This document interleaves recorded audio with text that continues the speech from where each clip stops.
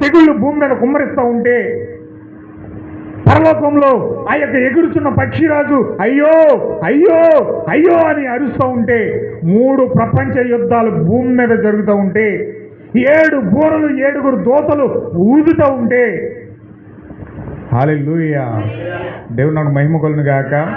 ప్రపంచమంతా 7 సార్లు తిరిగి అయ్యా తెగుళ్ళు భూమి మీద పడుతున్నాయి, 3వ ప్రపంచ యుద్ధం వస్తూ ఉంది, ఎత్తబాటు జరగబోతూ ఉంది. ఆ 3వ ప్రపంచ యుద్ధానికి ముందుగానే మనము అక్షయతగా మరి దేవుని యొక్క కృపను పొందుకొని శరీరాలు మార్చబడి మధ్యాకాశంలోకి వెళ్ళిపోవాలి. మనం సురక్షితమైన ప్రాంతంలోకి వెళ్ళిపోవాలి. మన సురక్షితమైన ప్రాంతం మధ్యాకాశం. దేవుడు ఆ యొక్క స్థితిలోకి తీసుకెళ్ళడానికి ఈ ప్రపంచం పంచభూతాల మిక్కుటమైన వేండ్రంతో లయమై కాలి బూడిదైపోతున్నాయి. ఈ బూడిదైపోయే దాంట్లో మనం విడిపించబడి మధ్యాకాశంలోకి వెళ్ళిపోవాలి అని గొంతుకు చించుకొని అరిచి హెచ్చరికలు జారీ చేస్తూ ఉంటే ఈ కోళ్ళు మేపుకునే వ్యక్తి అంటున్నాడు, ఈ కోళ్ళు మేపుకునే వ్యక్తి అంటున్నాడు, ఇలా అంటున్నాడు. అది ఒక బుద్ధిహీనత. ఇది ఒక బుద్ధిహీనత. ఆ బుద్ధిహీనత కలిగిన బోధ వినటకు నాకు టైమే లేదు.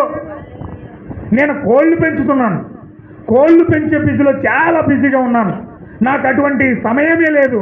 నాకు క్రిస్మస్ మీటింగ్లు ఉన్నాయి, నాకు సంఘ కార్యక్రమములు ఉన్నాయి, బైబిల్ పట్టుకుని బోధిస్తాను. కానీ బైబిల్లో ఉన్నది నేను చేయను. నా సంఘం ఏది చెప్తే అది నేను చేస్తాను, నా సంఘం ఏ కార్యక్రమం పెడితే అది నేను చేస్తాను అంటున్నాడండి కోళ్ళు మేపుకునే వ్యక్తి. హల్లెలూయా దేవుని నాకు మహిమ కలుగును గాక.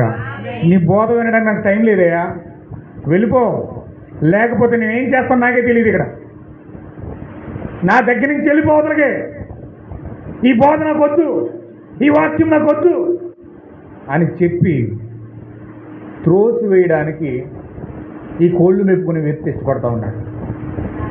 హల్లెలూయా.